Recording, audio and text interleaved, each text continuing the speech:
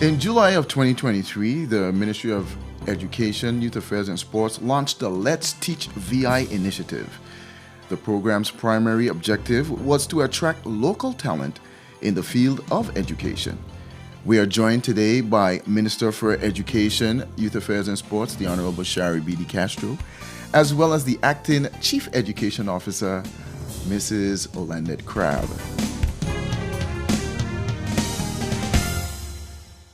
Greetings. It's good to be here. It's good to have you all. Now, y'all are my guests, and I'm grateful to have y'all as we outline, the details of the initiative and discuss the progress that it has made, upon inception.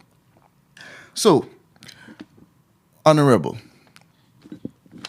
the program, it was kicked off, it obviously had to start from somewhere as we speak about its inception. Tell us a little bit of how it was birthed and, why. Well, I think we all know that globally we have a challenge in relation to teacher shortages, and the Virgin Islands is no different. When we consider the number of persons entering the profession, we have seen decrease in numbers as well as persons leaving. Those numbers have increased, and that's for various reasons worldwide. So we believe that it was important for us to shore up our local capacity to be able to train teachers and have persons enter into the profession. So the Let's Teach VI was really born out of the many conversations that we've been having in the ministry, and we believed that we had to take intentional steps in partnership with the H. Larry Stout Community College to ensure that we created opportunities for our young people to get into the teaching profession. So, of course, we launched Let's Teach VI, which has two components to it. The teacher trainee program and the teacher recruits program. And the teacher trainee program are high school graduates who would have just graduated from high school and have expressed interest in coming into the teaching profession. They will be hired, employed as a trainee in the public school system on the primary level, and will be partnered with a senior teacher in a classroom where they will have the opportunity to have onboarding, just in-person training and development on the ground. It really speaks to the reality of them also getting to access the opportunity to start their pursuits at HLSCC. And we also have the recruit program, which speaks to our young people who would have already achieve an associate's or bachelor's degree in a content area. So let's say in business, in language, in mathematics, you name it. And what we have done is given them the opportunity to become a teacher. And simultaneously, they'll be enrolled at the H. Larry Stout Community College, where they'll be receiving a certificate in education, so that they could be able to, through that training, learn the pedagogical side of teaching. How do you teach a subject? So you could know a content, but being able to teach it is something completely different. So you know business, you know mathematics, but how do you then teach it so that the efficacy of instruction in the classroom is realized? So, I believe this is a huge step for us. Of course, one of the other things is that we've restarted the teacher education program at the college, the associate's degree in teacher ed, and we've seen significant interest. I'm just amazed and appalled at how much persons have shown interest in the programs, and I believe that we are in a good place when we consider the cohort of individuals that would have been employed now to be able to realize their potential as teachers. Wow. And that's a lot that's happening. That's a lot that took place in this particular initiative. Now, as you spoke and described it, what can you, I guess it doesn't matter who takes the reign here, but what measures had to be put in place to even get it off the ground? What, some of the back end stuff, the stuff where you had to fold up your sleeves a little bit into ensuring that it is a reality and an initiative that could, be touched and utilized or realized rather for those trainees and recruits.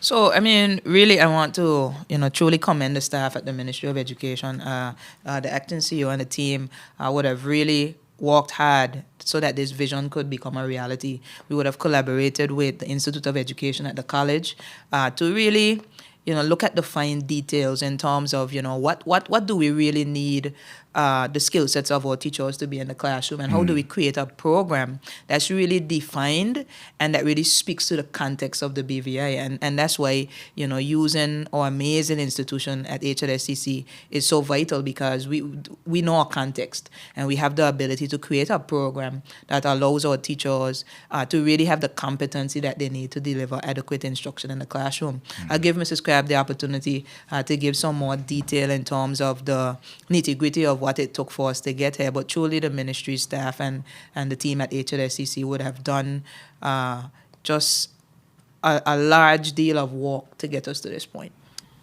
Yes, so as the minister said, we worked closely with the Institute of Education at HLSCC to develop a program that was specific to our local context. We included Virgin Islands history. We included lots of engaging courses, because we want to make sure that the way our teachers are trained mimics what we want them to do in the classroom. Okay. Aside from working with the Institute, we had to create positions for our teacher trainees. So that was that's something on the back end. That's a technical thing that we had to do, just because the trainee program more or less had been dissolved over time. Okay. So we are actually restarting that category of the program. I'm proud to say that I'm a teacher trainee, started teaching in 1994, came in under the auspices of the great Cicely Malone. She was my principal then. Okay. And so I am proud to be a part of the revitalization of the program, and I look forward to us producing some stellar educators in the future.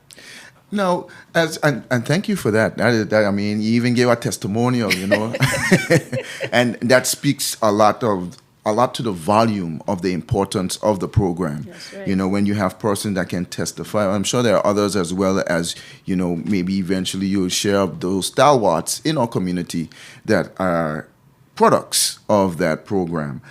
Speaking on it though, what can we say in terms of you initially spoke about this, Minister, where you said that, there was a gap, and you spoke of it from an international perspective, or global rather perspective, where we've always heard it, teachers aren't getting this or aren't getting that, or the lack thereof, there's no support here or there.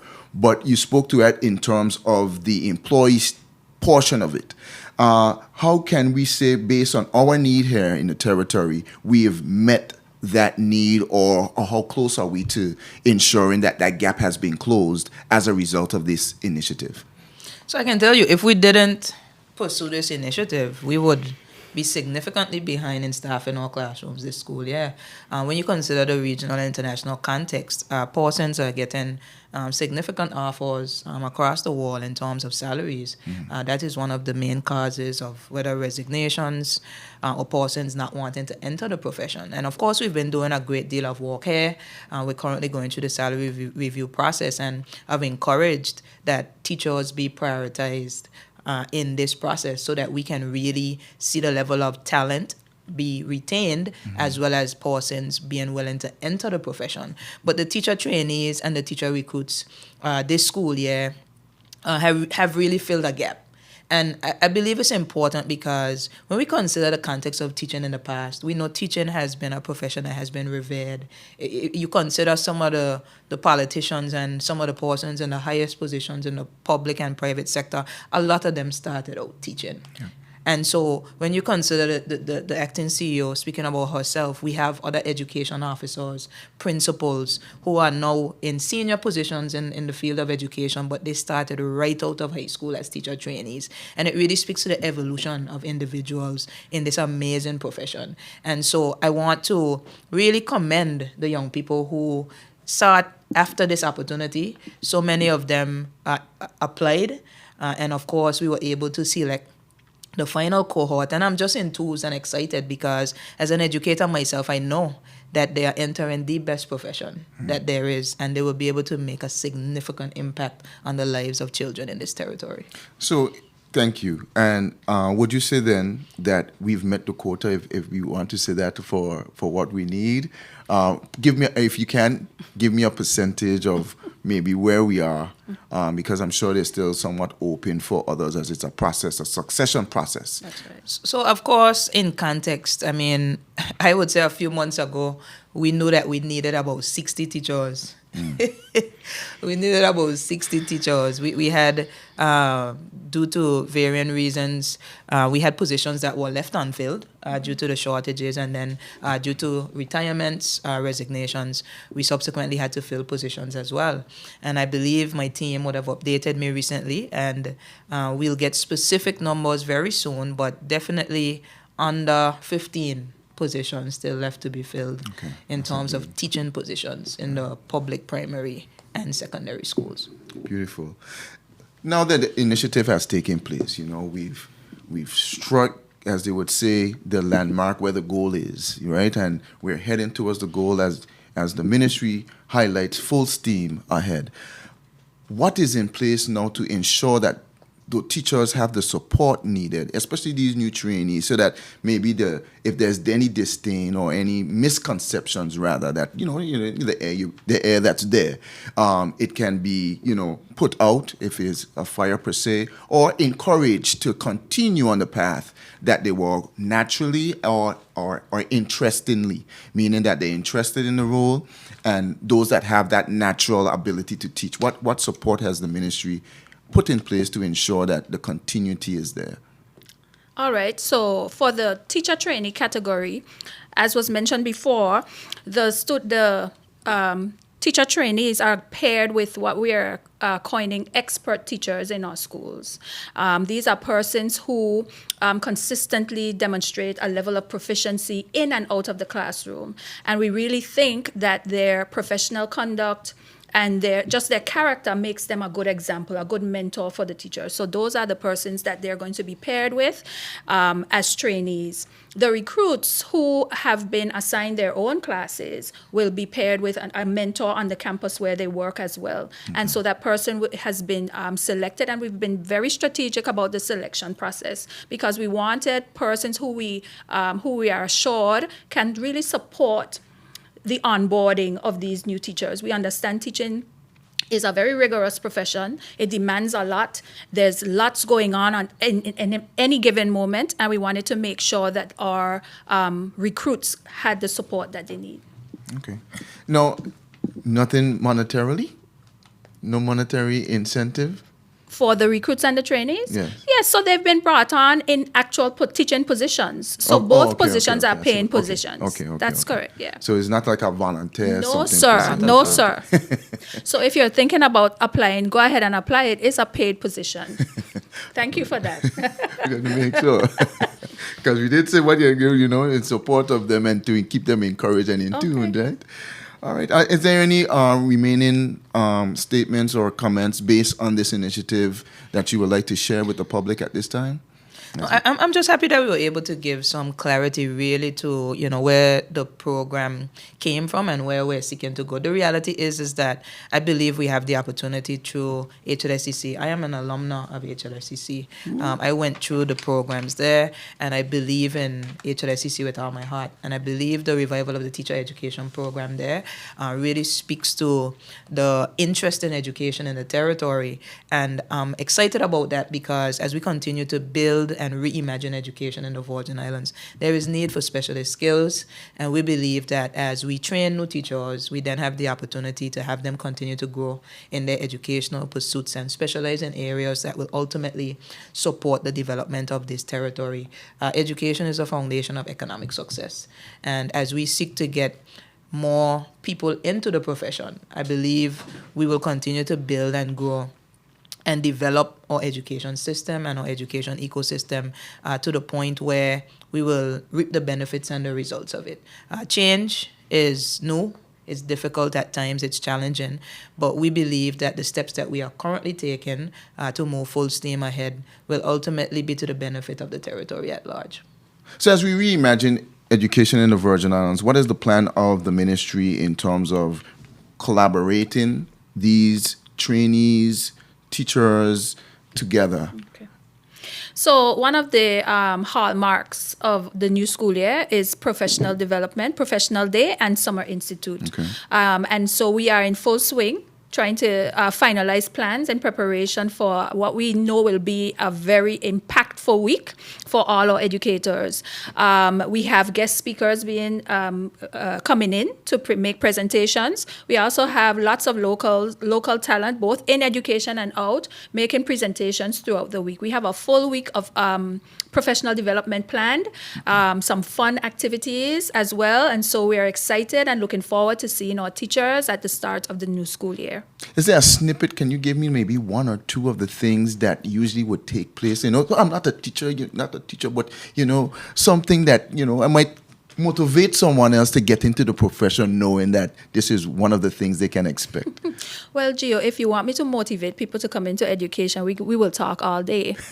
But I will say that the Summer Institute starts off the first day. The first morning is very gathering of all educators in the territory, both public and private.